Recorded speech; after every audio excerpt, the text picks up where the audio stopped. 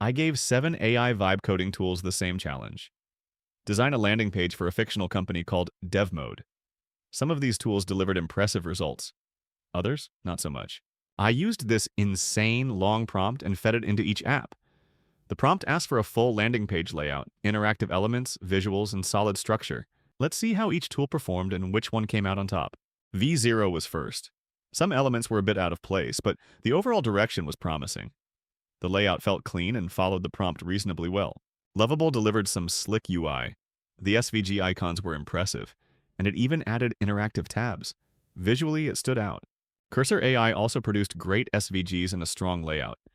There were a couple of misaligned sections, but nothing that couldn't be tweaked quickly. Solid execution overall. I hadn't tried base before this. Honestly, I'm impressed. For a first run, it followed the prompt and delivered a clean, minimal design.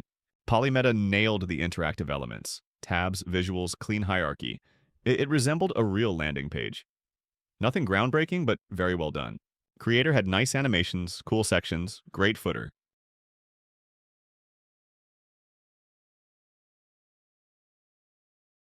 For Bolt, I loved the snappy animations and the overall clean look.